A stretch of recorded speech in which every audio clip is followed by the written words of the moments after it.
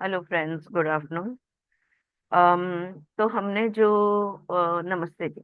और जो हमने हेमचुदा हेमलेखा का चैप्टर 10 तक हमने सारी कहानी सुनी, और हमने देखा कि कैसे पूरा शहर, पूरा राज्य, वहां के पक्षी तक, सब लोग को मुक्ति मिल गई। सब लोग निर्विकल्प समाधि की अवस्था में जीने लगे। अब अब हम चैप्टर 11 की तरफ जाते हैं। 11वें अध्याय में, 11वें चैप्टर में थोड़ा सा अब अलग मूड आएगा, और थोड़ा सा ध्यान से सुनना होगा। बहुत ही लंबा और काफी डिटेल में इस तरह से ये पूरा चैप्टर है। तो इसको मैंने, इसके जो इम्पोर्टेंट पॉइंट्स है, यानी जो भी, not only important, all the points, तो जितने पॉइंट्स है वो पॉइंट्स मैंने अपने शब्दों में, अपने नोट्स बना लिए उसमें से। और मैं आज जो भी समझाने जा रही हूँ इन नोट्स में से समझाऊंगी चैप्टर 11। अम सुचित्रा जी, जानवी जी, आपको विनती है कि अगर आपके मंत्र में अगर कुछ आता है जो आपको लगे कि शायद मेरे नोट में रह गया हो, तो please feel free to stop me and to include whatever it is, या that needs to be done. Alright. अब चैप्टर 11 का इधर उन्होंने हेडिंग दिया है, that the cosmos is not other than intelligence. ये जो ब्रह्मांड है, ये ब्रह्मांड चेतना ही है, या चैतन्यमय है। ये ब्रह्मांड चैतन्य के व्यतिरिक्त, यानी चैतन्य को छोड़कर नहीं है, ऐसा वो यहाँ पे कहने जा रहे हैं। तो हेमचुदा की सारी कहानी सुनी, और फिर भी परशुराम जो है, भार्गव जो है, ये अभी भी इनको ये सवाल मिटे नहीं। अभी भी ये कंफ्यूज्ड है, और वो पूछते हैं दत्तात्रेय जी को कि जो भी सुनाया आपने, जो भी समझाया कहानी के माध्यम से, बहुत अच्छा लगा, समझ में काफी बातें आ गई, लेकिन कुछ कुछ सवाल अब भी मेरे मन में है। अगर उनको लेकर आप थोड़ा सा समझा दो तो अच्छा रहेगा। ओके। और छठे मंत्र में वो कहते हैं, दत्तात्रेय उन्हें कहते हैं कि देखो, ये जो भौतिक जगत है, अब इतना तो हमारे ध्यान में आ गया है कि द्वैत में हम दो चीजें पकड़ते हैं। वो जो भौतिक है, शारीरिक है, जिसको रूप रंग आकार, ये सारी चीजें हैं। और वो जो इसका, what you will call a spirit और कॉन्शियसनेस, या चेतना या चैतन्य है। ओके। जैसे हमने देखा, तो इसे ऑन केलं केलं तर बरं होईल, जमलं तर. अम, कोई भी चीज जो है ब्रह्मांड में, अगर उसमें से चेतना चली जाती है, आत्मा चली जाती है, तो वो खत्म हो जाती है। हमारे शरीर से अगर चेतना चली गई, आत्मा चला गया, तो हमारा शरीर ना ही सिर्फ निर्जीव हो जाता है। हाँ, मेरी बात को ध्यान से सुनो।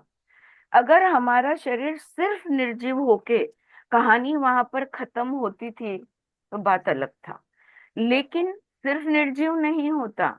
हमारे शरीर का पृथ्वी, पृथ्वी में, ashes to ashes, dust to dust, ashes to ashes. हमारा शरीर का जल, जल तत्व में, हमारे शरीर का अग्नि, अग्नि तत्व में, यानी हम जो चीज पंच महाभूत से बने हुए हैं, हमारा हर तत्व इस ब्रह्मांड के तत्व में लीन हो जाता है। ये तो आप सब जानते हो, right? So complete, everything gets dissolved, everything gets dissolution happens, and we are united in our the Panchamahabhutas, earth, water, fire, air, and space. So ये हम सब जानते, तो ऐसा नहीं है कि जो चीज में जो जीवित नहीं है, या जो चीज वस्तुएं हैं, इसमें आत्मा नहीं है। ओके। तो अब ये बात का इलेबोरेशन बाद में आएगा, तो पहले यहाँ पे दत्तात्रेय कह रहे हैं कि मैं आपको ये जो भौतिक जगत है इसके बारे में समझा दूं। What is seen is absolutely nothing but site. जो भी दिख रहा है, जो भी दिख रहा है वो दृश्य है। हाँ, दृश्य और अदृश्य आप जानते हो, राइट? सो जो भी दिखता है वो दृश्य है। बहुत चीजें ऐसी है जो हमारी आंखें नहीं देख पाती, इसका मतलब वो नहीं है, ऐसा नहीं होता। All that is scene. पर वो बात भी अलग, उसकी बात बाद में करेंगे हम। अब ये पहला पॉइंट यहाँ पे जो अपकमिंग पॉइंट है, please pay attention to that. All that is seen has an origin and there must therefore be an antecedent cause for it. जो भी हमें दिखता है इस दुनिया में, कहीं ना कहीं से वो आया हुआ है। मानते हो आप इस बात को? यानी जिसको हम कार्य कारण भाव कहते हैं कि हर चीज का कहीं ना कहीं से आई हुई है, जिसको हम कहेंगे there is a cause for everything that is existing in this universe. तो how can this objective visible world be consciousness? Having the natural state of pure consciousness, how can this physical, objective, visible world be consciousness energy? ये उनका पहला सवाल है। भार्गव यानी परशुराम दत्तात्रेय से ये पहला सवाल करते हैं कि ये जो भौतिक जगत है ये चेतना कैसे हो सकती है, या इसको हम कॉन्शियसनेस या ऊर्जा कैसे कह सकते हैं।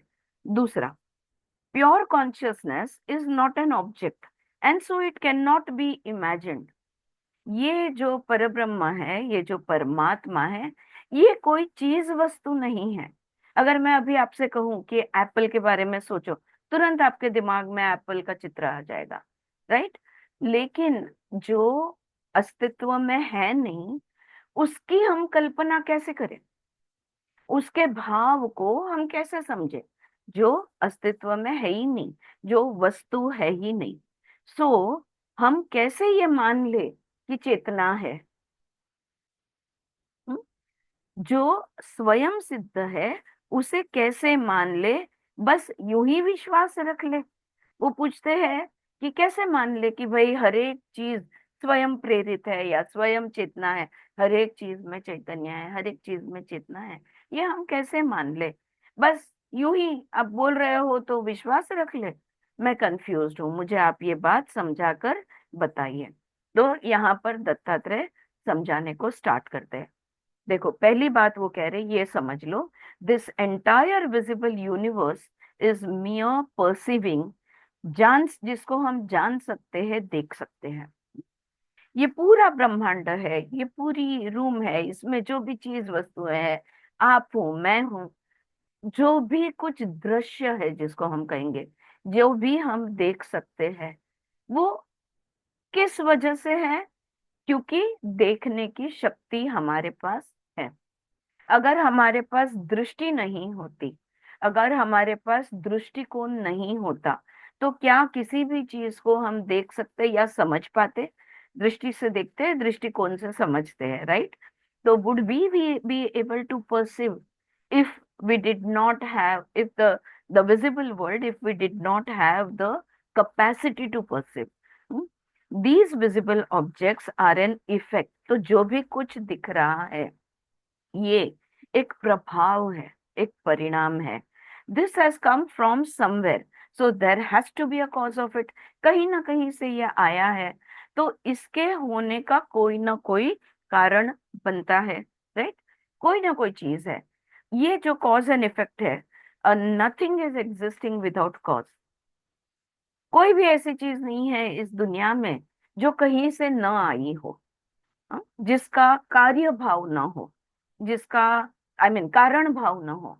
कारण है तो कार्य है, सो कॉज है तो इफेक्ट है। जो भी विजिबल वर्ल्ड है ये एक प्रभाव, एक परिणाम, एक इफेक्ट है। अगर कोई इफेक्ट है तो उसका कॉज कहीं ना कहीं होना चाहिए। सो फार सो गुड, ठीक है। एक उदाहरण ले लेते हैं। अब सुंदर नया मिट्टी का घड़ा, है ना, गर्मी के दिन है, आप नया खरीद कर ले आए, राइट? तो ये मिट्टी का घड़ा क्या पहले से था? नहीं। तो ये मिट्टी का घड़ा कहाँ से आया? तो आप बोलोगे दुकान वाले से। फिर मैं पूछूंगी दुकान वाली ने कहाँ से लाया? आप बोलोगे कुम्हार से। मैं पूछूंगी कुम्हार ने कहाँ से लाया? तो आप बोलोगे मिट्टी से उसे बनाया। यानी कोई मटका है, ये कहाँ से आया? मिट्टी में से आया। राइट। तो पहले उसका स्वरूप अलग था, मिट्टी का उसका रूप था, और अब उसने एक एक घड़े का रूप ले लिया। अब ये जो घड़ा है ये नया दिख रहा है। राइट। पर ये क्या हमेशा के लिए नया रहने वाला है? नहीं, पुराना हो जाएगा। आप कहोगे क्यों पुराना हो जाएगा? क्योंकि हर चीज बदलती रहती है। जैसे हमारी उम्र उम्र हर क्षण बढ़ते रहती है, वैसे हर चीज बदलती रहती है। जो नया था वो पुराना हो गया, लेकिन जो पुराना है उसके बाद का जो है वो नया होगा। You get it? All right. So there is a new thing existing all the time. हर पल नया ही होता है, क्योंकि वो जो पहले था वो अब नहीं रहा। अगले ही क्षण वो बदलने वाला है, तब वो नया हो जाएगा। So so every moment this world shines with newness. हर पल ये दुनिया जो है ये एक नई चमक से भरी हुई होती है। Every moment the world is new. ये दुनिया हर क्षण नई ही होती है। So cause and effect is a continuous process. इसका क्या मतलब हुआ? ये जो कार्य कारण है, ये जो कॉज एंड इफेक्ट है, ये एक कंटिन्यूअस प्रोसेस है। ये कभी ना रुकने वाली, ये सलग कंटिन्यूटी में रहने वाली ये प्रोसेस है। अब अगला पॉइंट, इतनी बात ठीक है। सो हर चीज नई दिखती है, राइट। और हर चीज जो है उसका पहला कोई ना कोई अलग रूप था। अब जैसे मैंने कहा, जो दिखता है, हमारी आंखों की जितनी लिमिटेड कैपेसिटी है, क्षमता है, उससे जो दिखता है वो हम देखते हैं। लेकिन ऐसी बहुत सारी चीजें हैं जिनको हमारी आंखें नहीं देख पाती। तो क्या वो अस्तित्व में नहीं है? Even if cause is not seen, it has to be there. है ना? अगर उसका हमें कारण नहीं मिल रहा, नॉट ओनली दैट, अभी ये कोई भी एक चीज ले लो, राइट। ये चीज है, ये चीज कहाँ से आई मुझे शायद पता ना हो, लेकिन कहीं ना कहीं से तो ये चीज आई होगी। Right. So even if the cause is, और कहाँ से आई मुझे नहीं मालूम, इसका मतलब वो कहीं से आई है, ये गलत है। राइट। जो भी चीज एग्जिस्टेंस में है उसका जो कॉज है वो मुझे नहीं पता, इसका मतलब कॉज नहीं है। कॉज तो होना ही होगा। राइट। अब देखो एक और सिंपल एग्जांपल ले लेते हैं। Even if we go to the atomic level और the level of the pancha mahabhuta, the question remains, where did they come from? अभी समझो मैंने ये पेंसिल बताई, ये पेंसिल लकड़े की बनी है। लकड़ा कहाँ से आया? झाड़ से आया। झाड़ कहाँ से आया? इस तरह से हम पीछे पीछे पीछे पीछे जाते रहेंगे तो शायद अणु परमाणु के लेवल तक पहुंच जाएंगे कि बहुत सारी ऊर्जा है, ये ऊर्जा का वाइब्रेशंस फ्लो हो गए, सॉलिडिफाई कर होकर ये अस्तित्व में आया। या आप क्या कहोगे? पृथ्वी से आया।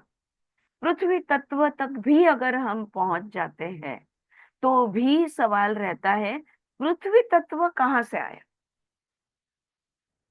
एवरीथिंग, देखो हमने उपनिषदों में का भी अभ्यास किया है, जानवी सुचेता येत है लक्षात काय बोलते मी Selja?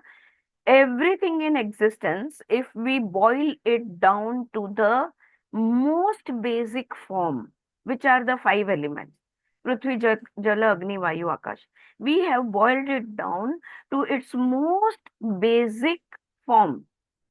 They also have to come from somewhere. We cannot say, oh, you आपका आवाज आई हो? ये जो पांच तत्व है ये बस पहले से थे, लेकिन आए कहाँ से, ये सवाल नहीं खत्म होता, राइट। तो ये कंटिन्यूड रहता है। So there has to be an origin to this universe. तो वैसे ही ये पूरा ब्रह्मांड जो है, ये सूर्यमाला है, जो भी सब कुछ है, चांद तारे, जो भी कुछ दृश्य है, ये दृश्य जगत, ये ब्रह्मांड जो है, ये कहीं ना कहीं इसका कारण होना चाहिए। there has to be a cause for the existence of the universe, right? So we also cannot say that the creation is accidental.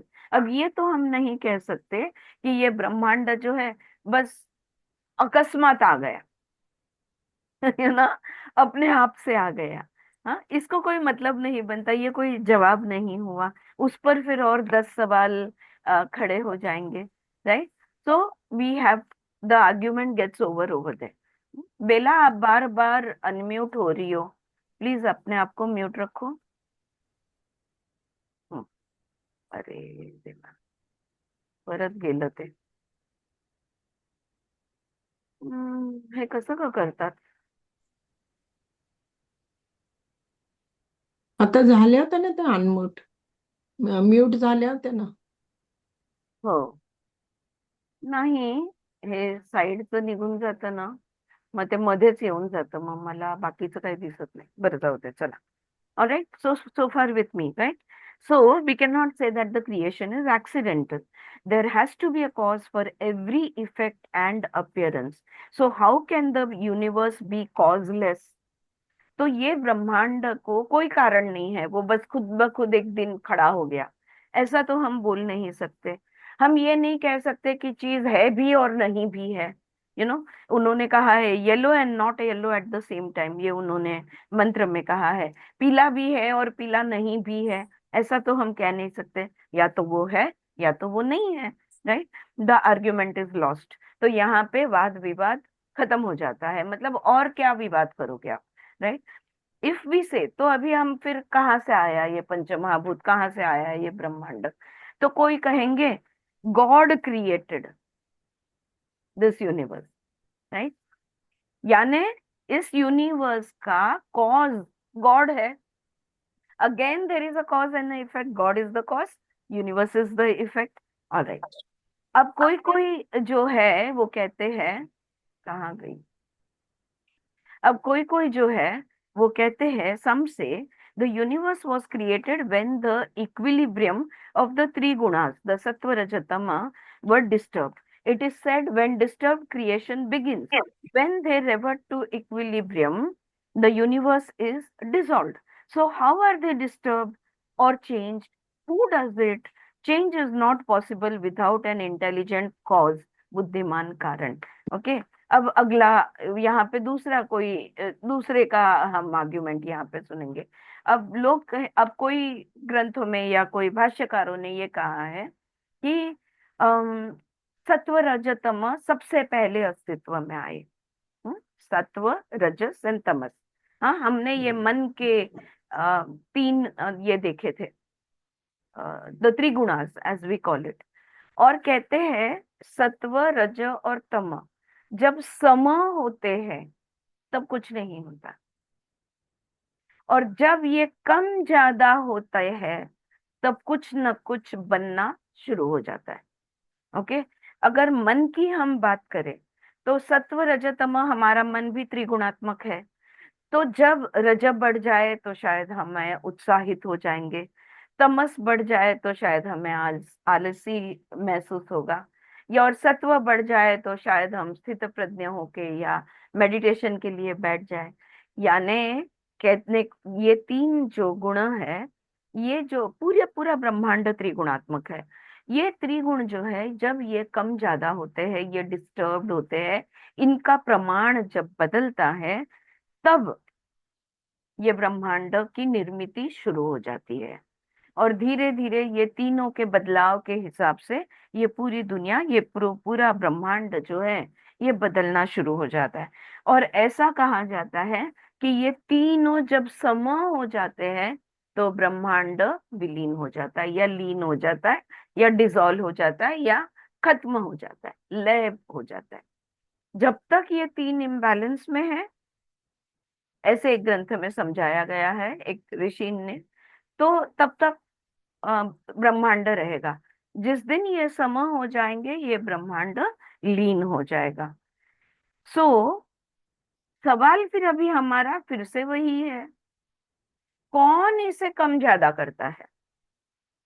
इस सत्व रज तम में कौन बदलाव लाता है? ये कैसे डिस्टर्ब होते हैं? इसमें कैसे इक्विलिब्रियम बदलता है? यानी कोई ना कोई कारण होना चाहिए जिस वजह से ये कम ज्यादा होंगे। यानी त्रिगुण को भी कोई न कोई कारण होना जरूरी है। कार्य कारण भाव से कोई नहीं बचता। जो भी कुछ अस्तित्व में है, हम कितने भी सूक्ष्म रूप में उसे देखने जाए, तो कारण भाव तो बनता है। So all theories are inconclusive, incomplete. तो एक पॉइंट पे दत्तात्रेय कहते हैं सारे जो how do you say theory है जो भी, हाँ, सिर्फ एक्सप्लेनेशंस है, ये अपूर्ण है, आधे है। Why? Because the intelligent principle is not taken into consideration.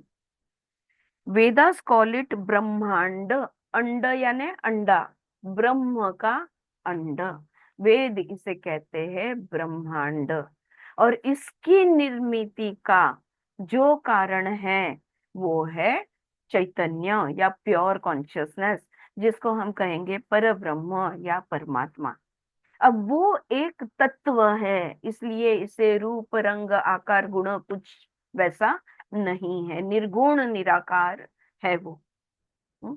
और फिर अगर वो निर्गुण निराकार भी अगर है, तो उसका उसमें ऐसी कौन सी चीज है जिसके वजह से निर्मिति हो पाए? You know, what is it that it this nothingness, this परब्रह्म परमात्मा which is pure light, you can say, बस प्रकाश है और कुछ भी नहीं है। उसमें कौन सी ऐसी चीज है जिसके वजह से हजारों ब्रह्मांड की निर्मिति होती है? And the answer that comes is only one, and that is इसमें इंटेलिजेंस है, जिसको हम कहेंगे कॉस्मिक इंटेलिजेंस, यूनिवर्सल कॉन्शियसनेस। ये उसको या परब्रह्म परमात्मा ये नाम दिया जाता है। लेकिन इसके अंदर वो क्षमता, वो इंटेलिजेंस, जिसको हम कहेंगे चेतना है, चैतन्य है, जिससे वो ये ब्रह्मा का जो पूरा अंडा है, ये जो ब्रह्मांड है, इसकी वो निर्मिति कर पाता है। So this is the first answer that आप इस कहने की बात शॉर्ट में अगर दो लाइन में कहा जाए, जो भी कुछ हमें दिखता है, जो भी दृश्य है, जो भी अस्तित्व में है, everything that is in existence has to have a cause. And when we go to the most basic cause, the first principle or the first cause, we realize that it can be nothing but intelligence. Intelligence, चैतन्य, पर ब्रह्म, परमात्मा, ये कारण है जिसके वजह से ये ब्रह्मांड की निर्मिति होती है। ठीक है।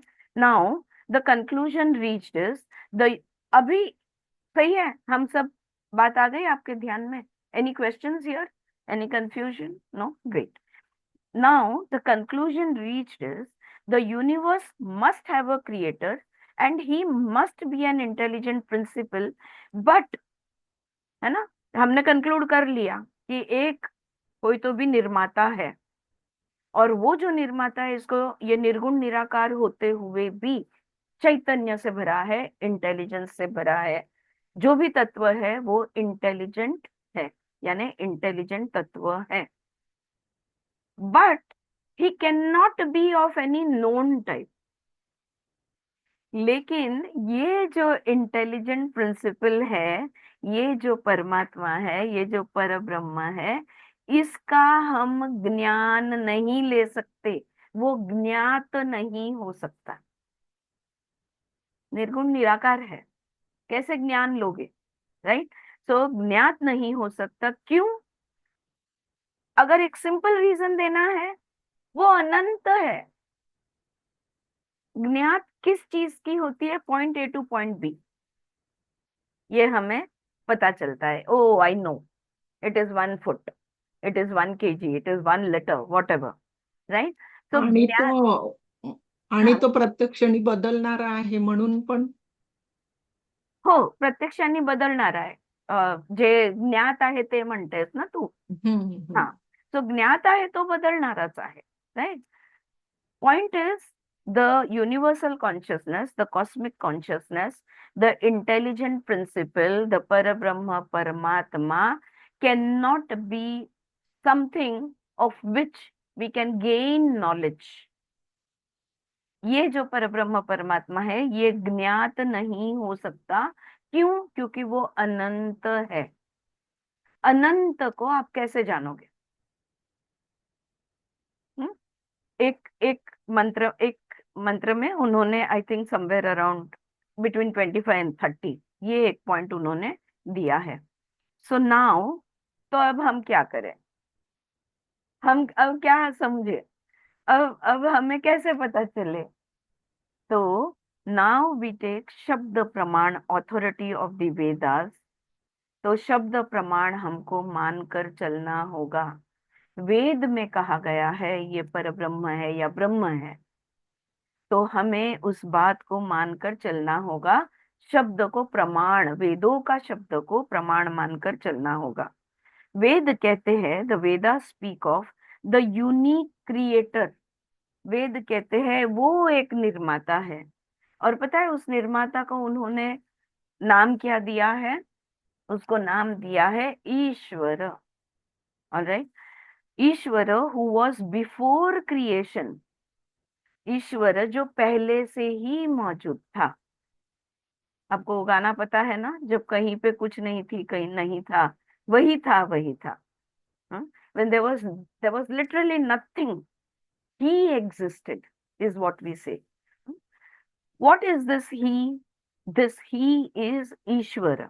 और ईश्वर में भी ईश का मतलब होता है वो जो सर्वव्यापी है, वो जो हमेशा है, वो जो अनंत है। He the Ishwar who was before creation and was self contained, सिर्फ पहले से ही जो था उसने ये ब्रह्मांड बनाया, ये दुनिया बनाई। लेकिन वो कैसे था फिर? क्योंकि वो संपूर्ण है। इसके बारे में हमने बात की, दोबारा बता दूं कैसा है संपूर्ण। वो संपूर्ण किसे कहते हैं या पूर्ण किसे कहते हैं? पूर्णमद पूर्णमिदम पूर्णात पूर्णमुदच्यते, ये जो मंत्र है ये कहता है जिसमें से कुछ कम नहीं किया जा सकता, जिसमें कुछ ऐड नहीं होता, जो कितना भी डिवाइड हो तो भी वो इनकम्प्लीट नहीं होता, जो पूर्ण है, complete in itself.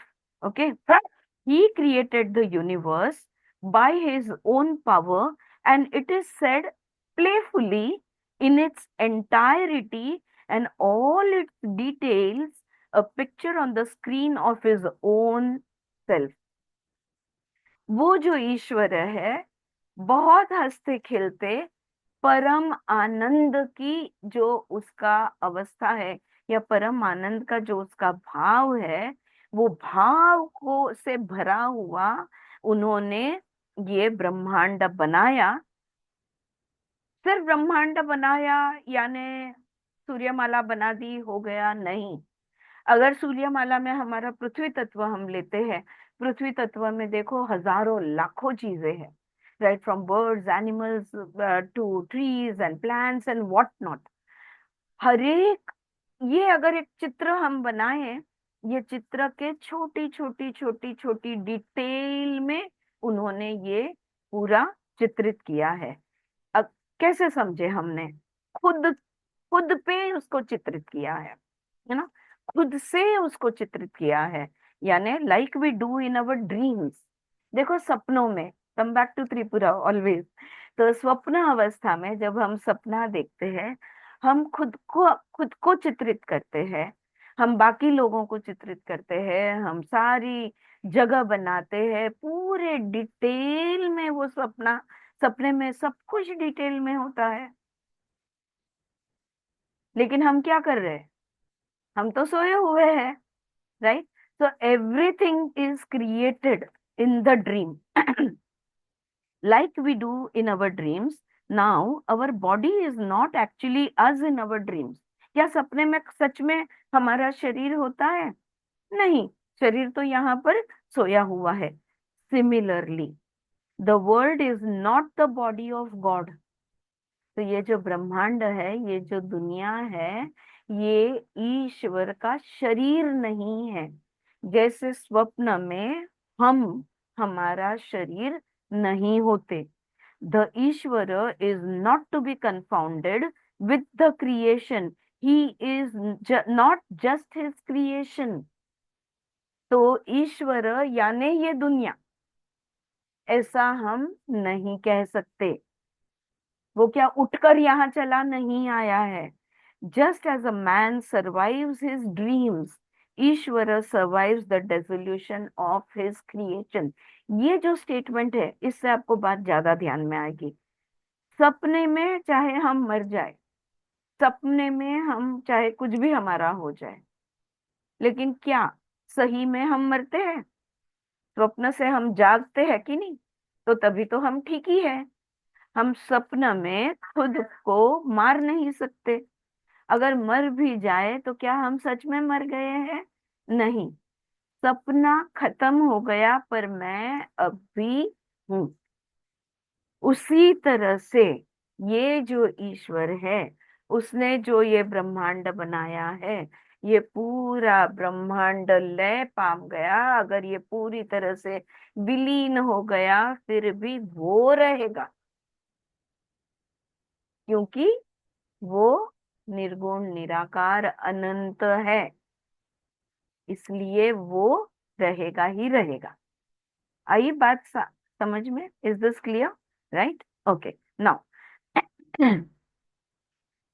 there can yeah, so just as a man survives his dream, Ishwar survives the dissolution of his creation. Just as we remain ever as Brahma or Atma apart from the body, so Ishwar remains. That means unbounded consciousness remains apart from the universe. हम्म? तो जैसे हमारा शरीर नष्ट हो जाए, पर हम रहते हैं। हमारा शरीर बदल जाए, 5 साल की उम्र जब मैं थी, अब मैं 50 साल के ऊपर हूँ। सब कुछ बदला है, लेकिन मैं वही हूँ। 5 साल की उम्र में वो जानने वाली जो मैं हूँ, वही मैं आज भी जानती हूँ कि मैं हूँ। तो जिस जिस तरह से हम जानते हैं कि हम हैं, यानी हमारे शरीर अलग है, और हमारा जानना यानी कॉन्शियसनेस यानी चेतना यानी आत्मा, ये जैसे अलग है, वैसे ही ईश्वर भी इस ब्रह्मांड से अलग है। ठीक है? Because the universe is only a picture drawn by him. क्योंकि ये पूरा ब्रह्मांड जो है, ये पूरी दुनिया जो है, बस उन्होंने बनाया हुआ एक चित्र है।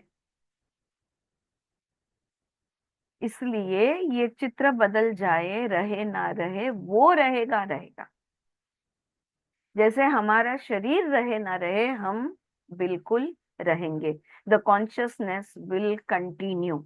Alright, now there there can Indeed be nothing but consciousness. इसको कॉन्शियसनेस में को क्या कहते हैं? मैंने आपसे बताया था, चित्त कहते हैं। ओके, या चैतन्य कहते हैं। सो जो जो रहेगा ही रहेगा, और कुछ हो ना हो, या हर एक चीज जो है वो अल्टीमेटली क्या है? तो वो ये चित्त है। तो कॉन्शियसनेस अवेयरनेस को छोड़ के और कुछ है भी नहीं। There can Indeed be nothing but consciousness, everything is consciousness and it is everywhere. एक तो हर एक चीज में चेतना है, चैतन्य है, और हर जगह पे है। इस पूरे ब्रह्मांड के कण कण में वो है। Tell me of any place where there is no consciousness. Dattatreya Bhargava से, परशुराम से पूछते हैं, क्या आप कोई ऐसी जगह जानते हो जहाँ पे चेतना ना हो, चैतन्य ना हो? इट इज सर्वव्यापी एंड संपूर्ण। वो सर्वव्यापी है और संपूर्ण है। Just as a wave can not be without the ocean और the rays of light without sun, so also the universe can not be conceived without consciousness. हम ऐसा कह सकते हैं समुंदर की लहर है पर समुंदर नहीं है, या प्रकाश है पर मतलब सूर्य है प्रकाश है पर सूर्य नहीं है। क्या ऐसा हो सकता है? नहीं हो सकता।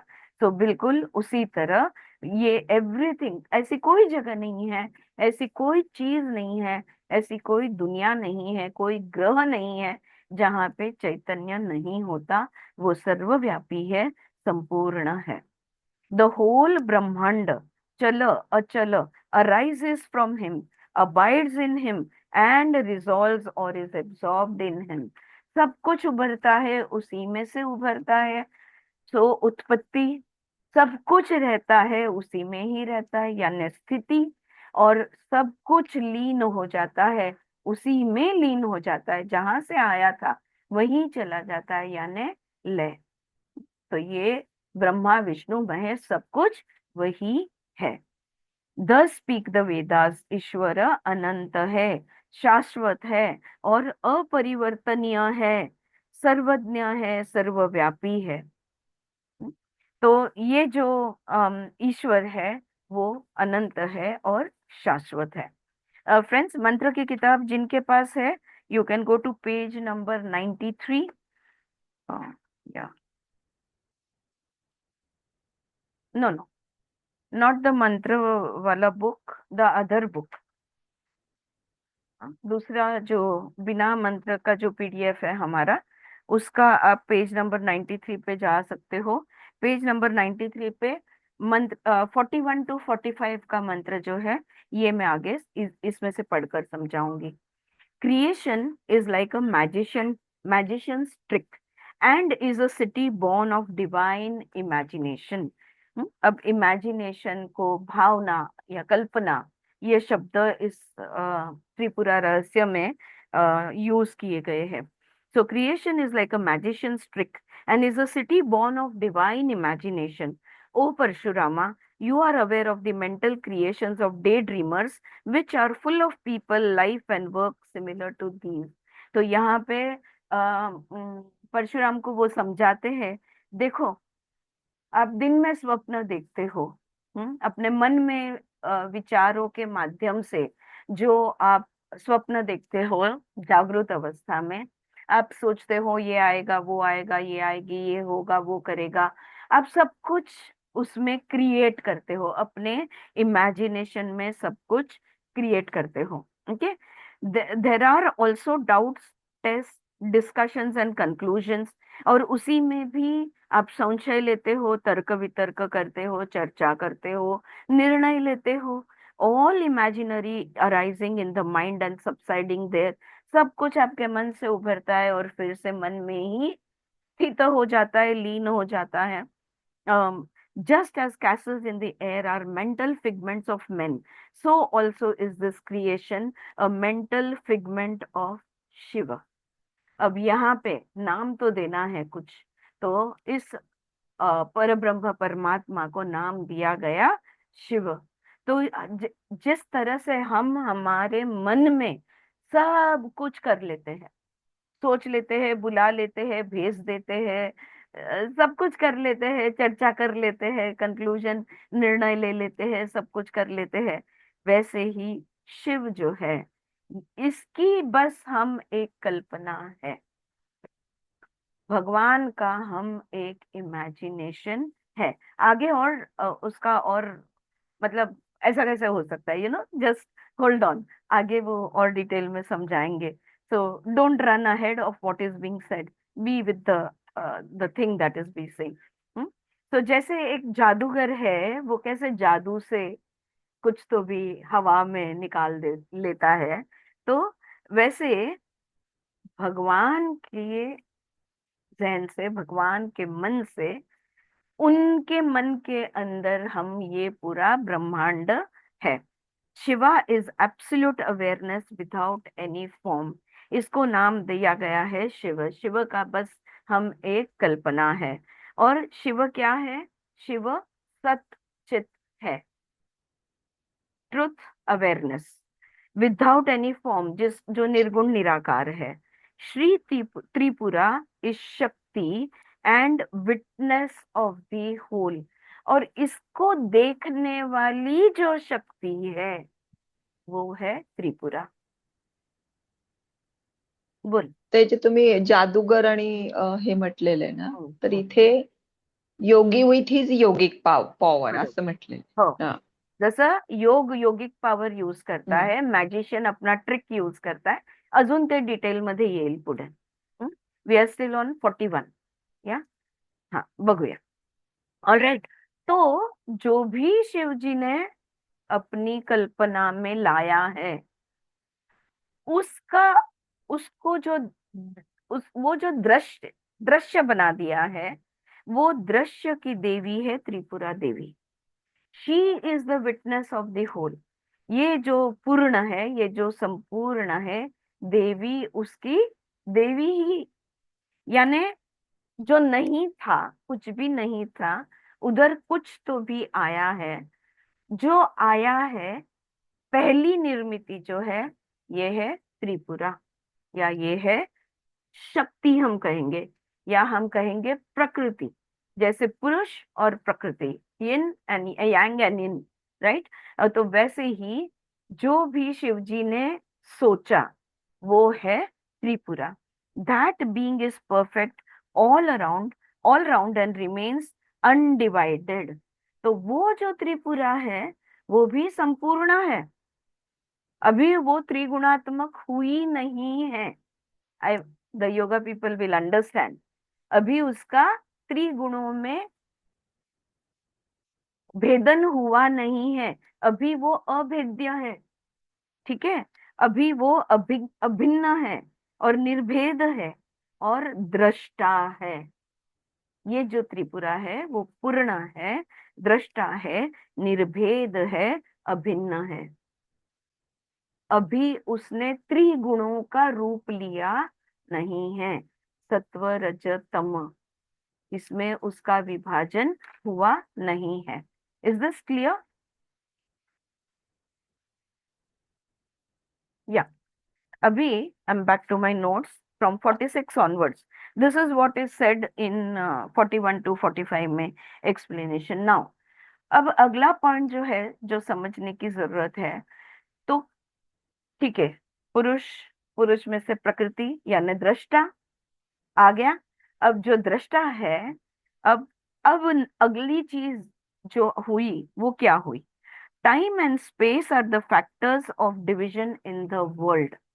इस अस्तित्व में, इस ब्रह्मांड में, इस दुनिया में दो चीजें हैं जो हरेक चीज को भेद करती है, या अलग अलग बनाती है, या डिवाइड करती है. और ये दो चीजें यानी काल, टाइम, और स्थल यानी स्पेस, ये दो चीजें हैं जो हर चीज को विभाजित करती है. अब ये पहले हम देखते हैं टाइम क्या है.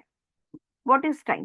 Very nicely it is said, the interval between two events is called time. दो घटना के बीच में का जो है, जो उसको कहते हैं समय. ये हुआ, अगले पल या 1 मिनट बाद या 1 साल बाद, जो भी कुछ है, ये हुआ, फिर ये हुआ. ये दोनों के बीच, ये इस पल को उस पल से, इस दिन को उस दिन से अगले दिन से, इस साल को अगले साल से कौन विभाजित करता है? जो भी विभाजित करता है उसको कहते हैं टाइम. ठीक है. Now what does there are two two two characteristics of time. समय वो चीज है जो भूत को भविष्य से जोड़ता है. Okay, so what is time? Time is that connecting part, that which connect past to the future. ये समय का एक गुण है. दूसरा, time always moves forwards but never backwards.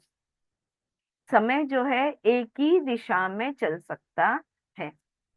समय इधर उधर, उल्टा, पीछे नहीं जा सकता. समय की गति की सिर्फ और सिर्फ एक ही दिशा है। ऑलराइट, ये बात हो गई समय की। Is this clear about time? Time को लेके बात ध्यान में आई? ये टाइम और स्पेस दो चीजें हैं हमने कही, जो इस दुनिया में हर चीज को, या इस ब्रह्मांड में हर चीज को डिवाइड करती है। तो दूसरी चीज है स्पेस यानी स्थल। स्पेस या अवकाश या आकाश, ऐसा भी इसे कहते हैं। Space refers to location of object. अब ये जो आकाश तत्व है या अवकाश जो है, ये स्पेस जो है, किसे कहते हैं?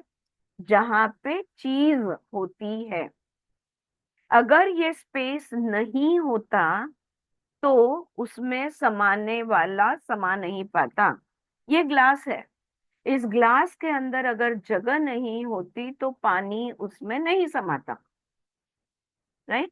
तो हर चीज, हर जहां पे कोई चीज है, उस चीज को कहते हैं जगह यानी स्थल। प्लेस कंसिस्ट ऑफ फॉर्म, और जो भी जगह है उसको आकार है। But time consist of activity. This is also a very nice statement they have given ना, कि प्लेस कंसिस्ट ऑफ फॉर्म, स्थल जो है इसको रूप रहेगा, लेकिन समय जो है उसमें गति रहेगी, या क्रिया रहेगी, या एक्टिविटी रहेगा। So space, it will always consist, place will always consist of form, and time will always consist of activity. Time and space, where do they come from? हमने कहा, कह दिया कि ये इस पूरी ब्रह्मांड को डिवाइड करने वाला ये टाइम एंड स्पेस है। लेकिन ये आया कहाँ से? तो वो जो परब्रह्म, वो जो चैतन्य है, उसमें से ये प्रोजेक्ट हुआ, या हम कहेंगे त्रिपुरा आई। तो परब्रह्म से त्रिपुरा, त्रिपुरा ने पहली चीज जो प्रोजेक्ट की, या पहली चीज जो उसमें से निकली, वो था time and place. Both are projected from consciousness chit. They divide, they can't do so and still remain who they are. उनका काम ही है विभाजन करना।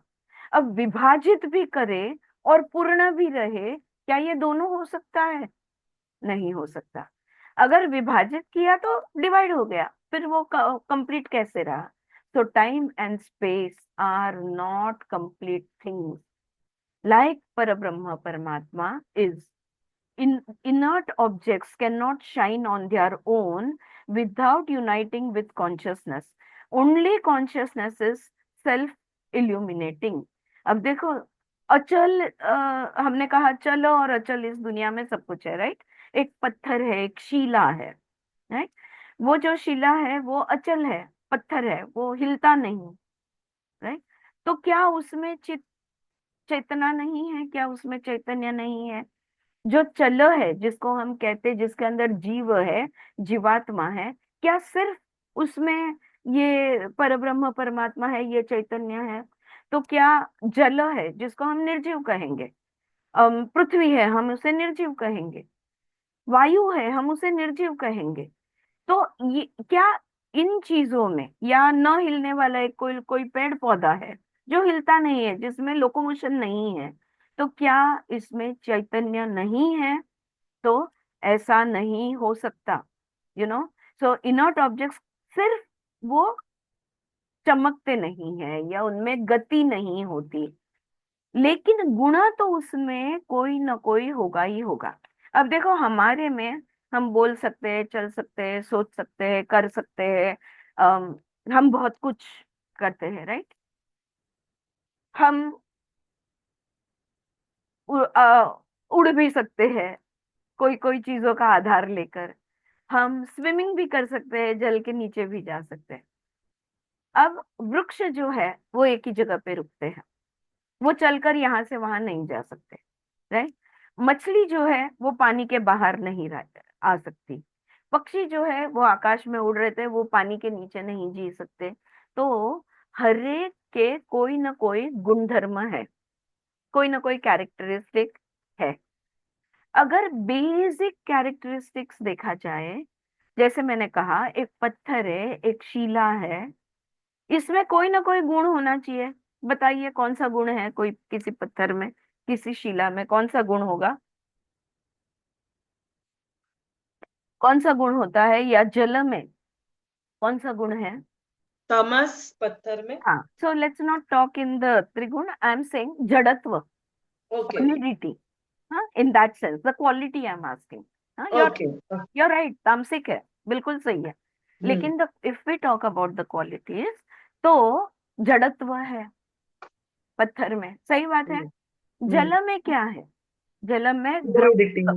द्रव्यता है, हम्म फ्लोइंग, लिक्विडिटी। हाँ, there is this liquidness to it. अग्नि में क्या है? अग्नि में गर्माहट है, जलाने की क्षमता है। हाँ, तो तेज है, जिसको हम प्रकाश देता है वो, जिसको हम देखेंगे तो कोई ना कोई गुण हर एक चीज में है। अ, अ, लेकिन ये जो परब्रह्म परमात्मा है, वो स्वयं प्रकाशित है, ये बात ध्यान में रखो। बाकी सब चीज में परब्रह्म परमात्मा जब जाता है, तब उनके जड़त्व, लिक्विडिटी, ये सारे अलग अलग गुण आते हैं। लेकिन अलग अलग गुण होते हुए भी है तो चैतन्य ही। उस चैतन्य के वजह से एक पत्थर में जड़त्व है, उस चैतन्य के वजह से ही जल में एक लिक्विडिटी कहेंगे हम, द्रव्यता जिसको कहेंगे, वो द्रव्यता उसके अंदर है। तो only consciousness is self illuminating. We say objects exist even if not perceived. अब और एक बात हमने की थी, देखो, अगर दृश्य दिखता नहीं है, दृश्य नहीं है, फिर भी वो हवा अस्तित्व में है। जैसे हवा, क्या हवा आपको दिखती है? तो क्या दुनिया में हवा नहीं है? हाँ, बिल्कुल है। क्या आपको दिखती है? नहीं दिखती, right? So objects exist even if not perceived. There is no consistency in the world regarding the existence और नॉट एग्जिस्टेंस ऑफ थिंग्स। ये ब्रह्मांड में, ये दुनिया में ऐसा कोई चीज नहीं है जो है ही है। कल भी था, आज भी है, कल भी रहेगा।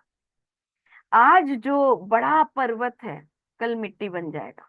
हाँ, उसको लाखों वर्ष लग जाएंगे शायद, राइट? आज जो मीठा पानी है, वो कल खारा हो सकता है, या आज जो समुंदर है, वो कल मीठा पानी बन सकता है, हजारों साल बीतने के बाद ये हो सकता है। तो ऐसा कोई ऑब्जेक्ट नहीं है, कोई चीज नहीं है इस दुनिया में जो कंसिस्टेंट रहे। ध्यार cognition is the only factor determining it. यानी अस्तित्व में है या नहीं है, ऐसा कोई हम बोल नहीं सकते कि हाँ है ही है, या नहीं नहीं है। ऐसा हम, तो अंधा बोलेगा मुझे नहीं दिख रहा है तो नहीं है, और हम बोलेंगे मुझे दिख रहा है तो हाँ 100% है। ये थोड़ी सी अलग बात यहाँ पे हो रही है। तो है या नहीं है, कैसे पता चले? सिर्फ और सिर्फ अनुभूति से अस्तित्व का एहसास होता है। It is only our cognition. So first we saw about perception. Now we are talking about cognition. मैंने सुचित्रा को देख तो लिया, लेकिन ये सुचित्रा है, ये मैंने पहचानना भी है, राइट? और हाँ, मैं इसे जानती हूँ। That understanding, my from my memory, the knowledge from my memory, that is my cognition, right? तो यहाँ पे द अनुभूति is the only factor determining it, and intelligence is what helps us cognise. अब मुझे कैसे पता चला ये सचित्रा है? ठीक है, आंखें खुली है, मैंने इसे देखा, पर मैंने इसे पहचाना कैसे? हाँ, मेरे मेमोरी में था। मेमोरी में कहाँ से आया? सिर्फ और सिर्फ मेरी बुद्धिमत्ता, मेरा इंटेलिजेंस, और मेरी वो इंटेलिजेंस की क्षमता to memorise, to remember. So everything that we also are is our intelligence, जिसको हम कहेंगे इंडिविजुअल कॉन्शियसनेस। जैसे वो परब्रह्मा का यूनिवर्सल कॉन्शियसनेस है, हमारा इंडिविजुअल इंटेलिजेंस है, उसका कॉस्मिक इंटेलिजेंस है वही चीज। इसलिए हम उससे अलग नहीं है, वो बात अलग। हाँ? अब देखो, it has been so the anubhuti is the only factor determining the existence or the non existence of a thing। अगर मेरे को एक्सपीरियंस है तो मैं कहूंगी हाँ हाँ है, अगर मुझे एक्सपीरियंस नहीं मिलता तो मैं कहूंगी नहीं है। Right? So that is the only thing, and it is the intelligence that helps us know कि है या नहीं है। इट इज ओनली द चैतन्य, मेरे अंदर वो चैतन्य है, उसके वजह से मैं कह सकती हूँ, अनुभूति ले सकती हूँ होने का या न होने का। It has been said consciousness sleeps in stones. हाँ, जो मैंने अभी थोड़ी देर पहले बात की, बहुत सुंदर सेंटेंस है friends, you might even want to make a note of it, very beautifully said। consciousness यानी चैतन्य sleeps in stone, शिला में, पत्थर में, जड़ है यानी सोया हुआ है। ये चैतन्य ही है जो पत्थर में सोया हुआ है। ब्रीथ्स इन प्लांट्स, वनस्पति में प्राण बन के सांसें ले रहा है। राइट? प्राणा भी वही चैतन्य प्राणा के रूप में वनस्पति में है। थिंग्स इन एनिमल्स, और जो प्राणी है, प्राणी के जो मन है, mind of the animals, it is consciousness. Discriminates in humans, और मनुष्य में जो विवेक है वो यही कॉन्शियसनेस है, यही चैतन्य है। and attains perfection in knowers of the ultimate reality, और जो जो समाधिवस्थ हो जाते हैं, जो सच्चित में आते हैं, और जिसको परम सत्य का ज्ञान होता है, वो भी यही चैतन्य है। I will just repeat that continuously in English, it will make even better sense। Consciousness sleeps in stones, breathes in plants। Consciousness sleeps in stones, breathes in plants, thinks in animals। Thinks यानी mind है। Yes, Shanti, very beautifully said। Discriminates in humans, discriminates यानी विवेक, and attains perfection in knowers of the ultimate reality।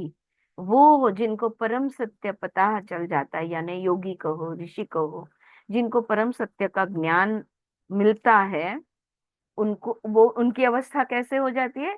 सच्चिदानंद, सच्चित की अवस्था। वो यही चैतन्य है, हरेक में ये ही चैतन्य है जो अलग अलग रूप गुण में काम करता है। वो रूप गुण भी नहीं होते अगर चैतन्य नहीं होता।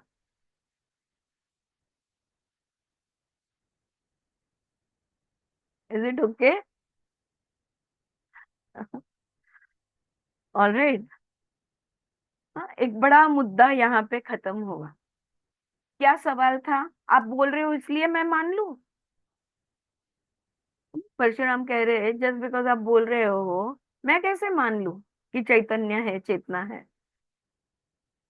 तो यहाँ पे उसका एक्सप्लेनेशन पूर्ण होगा कि उसके बगैर कोई चीज अस्तित्व में हो ही नहीं सकती। क्यों? क्योंकि ये दुनिया कैसी है? कॉज एंड इफेक्ट की दुनिया है। So there has to be a cause for every effect. And then we go from what is the cause of the cause, cause of the cause। पीछे पीछे पीछे पीछे हम जाते हैं, मूल कारण पे हम पहुंच जाते हैं।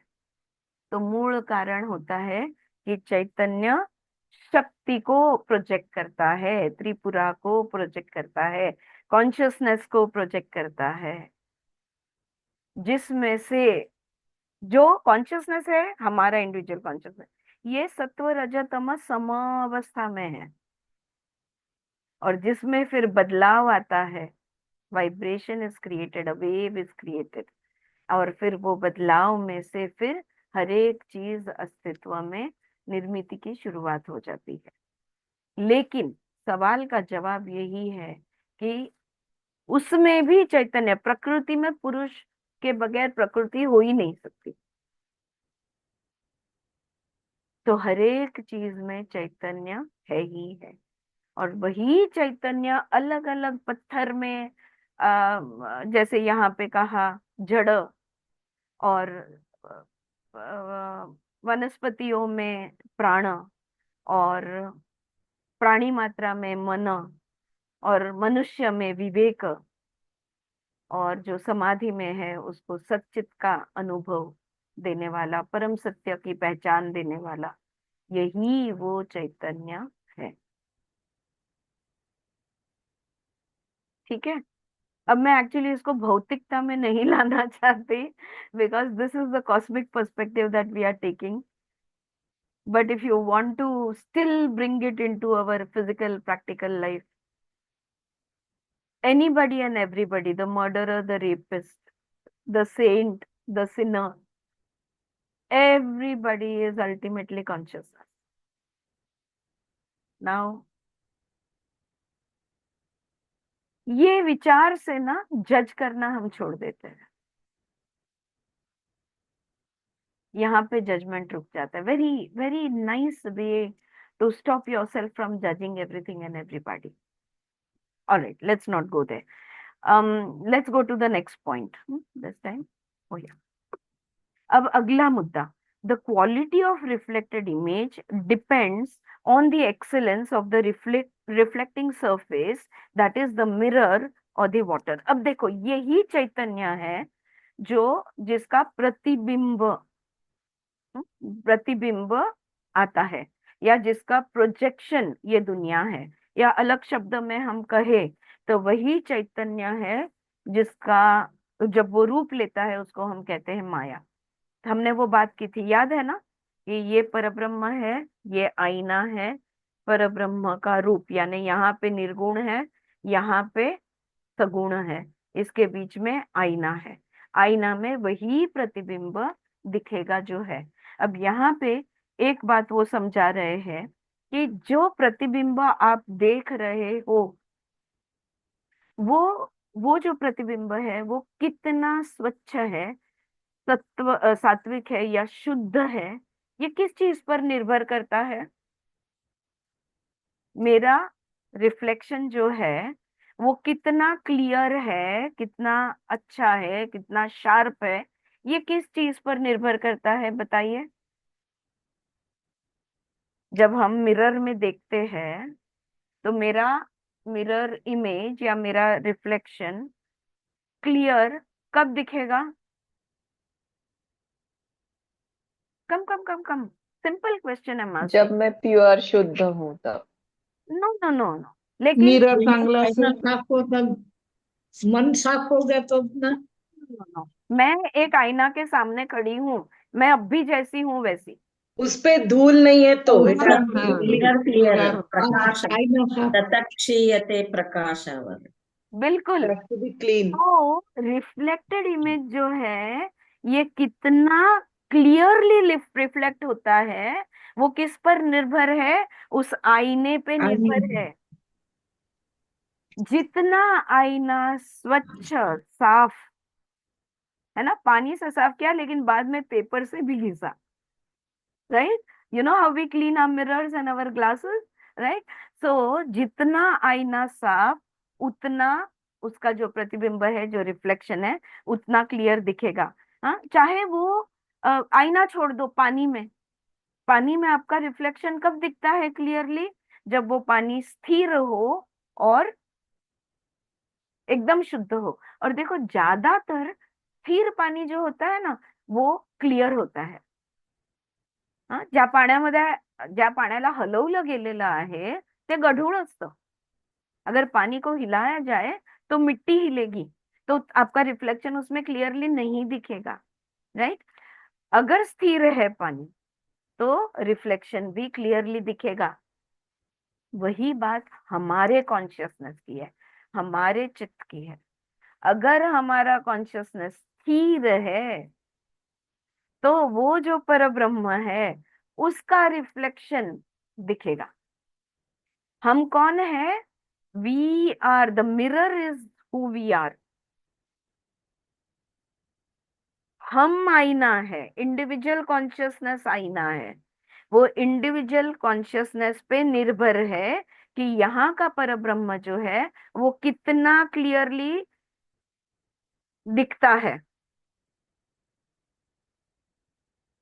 Did you get it? No? So the individual consciousness is the mirror. The universal consciousness will be reflected very clearly if this individual consciousness is clear. वरना निर्गुण कुछ और है और सगुण कुछ और है। क्यों? क्योंकि आईना खराब है। देखो वो कहावत है ना कि कभी कभी हमारे लाइफ में प्रॉब्लम्स खत्म नहीं होती। क्यों? क्योंकि हम आईना साफ नहीं करते, फिर हमें जो दिखता है वो वैसा ही दिखते रहता है। You need to clean, right? You have washed your face and you still can't see yourself. इतना मेडिटेशन किया, इतना अध्यात्म किया, फिर भी क्यों दुनिया ऐसी दिख रही है? क्यों दुनिया सुंदर नहीं है? क्यों सच्चिदानंद का अनुभव नहीं है? क्योंकि आईना साफ नहीं हुआ। अभी कॉन्शियसनेस में वृत्तियां है, अभी मूवमेंट्स है, अभी स्थिर नहीं है। तो फिर वो परब्रह्म दुनिया में कहाँ से दिखने वाला है? हर चीज में भगवान कहाँ से दिखने वाली है? जब हमारा कॉन्शियसनेस ही दूषित है तो इस दुनिया में हर चीज में, हर जीव में, निर्जीव में, हर चीज, व्यक्ति, वस्तु, विषय में भगवान नहीं दिख सकते। क्योंकि आईना, इंडिविजुअल कॉन्शियसनेस, हमारा चित्त अशुद्ध है। ये अशुद्धि को जब हटाएंगे, यस शांति, right? So okay, what have written, ये मैंने एक्सप्लेन तो कर दिया, जो लिखा है थोड़ा पढ़ सुनाती हूँ। The quality of reflected image depends on the excellence of the reflecting surface, that is the mirror or water. The Atma is ever shining, but the mirror is dirty or coated, and so the reflection is unclear. Now, the reflections are not self-luminous, shining, nor are they self-aware, but the self is. Now, if perception, cognition, that is the mirror, is cleaner, the reflection will be as luminous as the subject or Atma. So, reflection needs Atma, object needs subject, but consciousness or Atma does not need the reflection because it is self-contained, irrespective of the body, etc. The consciousness will always remain. Okay, दो तरह से इस चीज को मैं समझा देती हूँ। अब आईना समझो हम है, इंडिविजुअल कॉन्शियसनेस है, यहाँ पे परब्रह्म है, यहाँ पे भौतिक दुनिया है। अब भौतिक दुनिया में परब्रह्म का रिफ्लेक्शन हमें नहीं दिख रहा। क्यों? क्योंकि हम दूषित है। हाँ? लेकिन अब ये कॉस्मिक पर्सपेक्टिव में ले लो। अब समझो हमारा कॉन्शियसनेस जो है वो परब्रह्म है। और हमारी बुद्धि जो है, या कैसे कहूँ, हमारा मन जो है, ये आईना है। ओके? अब आत्मा स्वयं सेल्फ एनलाइटनिंग है, उसको स्वयं प्रकाशित है। आत्मा का प्रकाश हमें दुनिया में नहीं दिख रहा। क्यों? क्योंकि आईना खराब है। हमारा आईना यानी हमारा मन बुद्धि, हमारा चित्त, हमारा मन बुद्धि अहंकार कह लो आप, ये खराब है। हमारी दृष्टि खराब है, ऐसा कह लो तो भी चलेगा। हमारा दृष्टिकोण, परसेप्शन, कॉग्निशन, ये दूषित है, और इसलिए हमारी आत्मा का लाइट जो है ये झलक नहीं रहा, ये दिख नहीं रहा। आ गए कॉस्मिक लेवल से इंडिविजुअल लेवल पे, राइट? अब इंडिविजुअल लेवल पे मेरी आत्मा है जो स्वयं प्रकाशित है, लेकिन मेरा जो आईना यानी मेरा नजरिया यानी मेरा कॉग्निशन एंड परसेप्शन ये दूषित है, सीमित, ऐसे ही इतना ही देख रही हूं मैं, विस्तारित नहीं कर रही हूं। तो मेरा परसेप्शन, कॉग्निशन दूषित है, तो मुझे वैसा ही दिखेगा।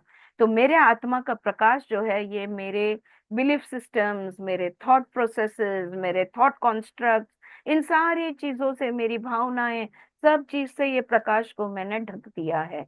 यानी ये जो क्षमता है, ये परसेप्शन कॉग्निशन है, ये उस मेरे आत्मा की लाइट को ढके हुए रखता है। इसलिए तेजस्वी मैं नहीं हूं। मेरा तेज मेरे अंदर, इस शरीर के अंदर जो मेरी आत्मा है, उसका तेज झलक कर बाहर तब आएगा जब उस पर जो पर्दे गिरे हैं, मेरे मन बुद्धि अहंकार के, मेरी भावनाएं, मेरी मान्यताएं, बिलीफ सिस्टम, ये सारे मैं साफ कर दूं, तो मेरी आत्मा का जो प्रकाश है ये मुझसे झलकेगा। सिर्फ वो मुझे महसूस नहीं होगा, दुनिया को भी वो तेज दिखेगा। देखो हम देखते हैं कोई कोई लोग कितने तेजस्वी होते हैं, ये उनके आत्मा का तेज होता है, which gets reflected on their physical body. इसका मतलब ये हुआ कि दो चीजें अब है, क्योंकि द्वैत में आ गए हम। हमारा शरीर एक है जो ऑब्जेक्ट है, इस शरीर के अंदर रहने वाला जो है वो सब्जेक्ट है। तो शरीर के अंदर जो रहकर हर चीज जो हो रही है उसको देखने वाला हम कहते हैं दृष्टा। ऐसे कहा जाता है आत्मा यानी दृष्टा है। द आत्मा और that individual consciousness inside me is only a witness. मन बहुत कुछ करता है, विचार बहुत कुछ करते हैं, लेकिन आत्मा कुछ नहीं करता, वो सिर्फ एक दृष्टा है।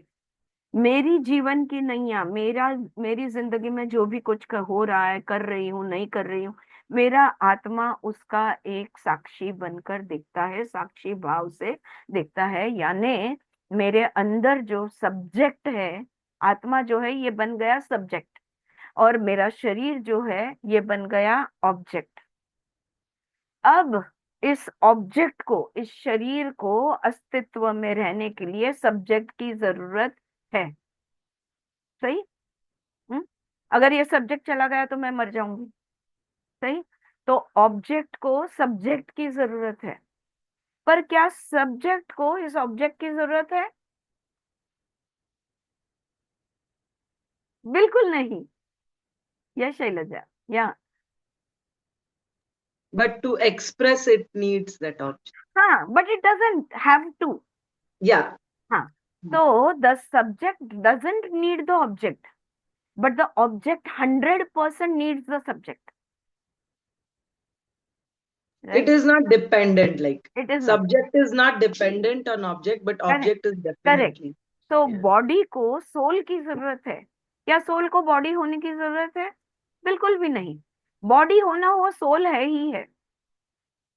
तो आत्मा को शरीर की जरूरत नहीं है, आत्मा बन गया सब्जेक्ट और बॉडी बन गया ऑब्जेक्ट। अब इसको दोबारा कॉस्मिक लेवल पे ले जाओ। पर ब्रह्म को, ब्रह्म की या परमात्मा को आत्मा की जरूरत नहीं है। So universal consciousness becomes the subject, individual consciousness becomes the object. The existence of the subject is not subject to the existence of the object, but the existence of the object is subject to the existence of the subject. Get it? All right. So the reflection needs the Atma. Okay. Irrespective of the body, etc., the consciousness will always remain.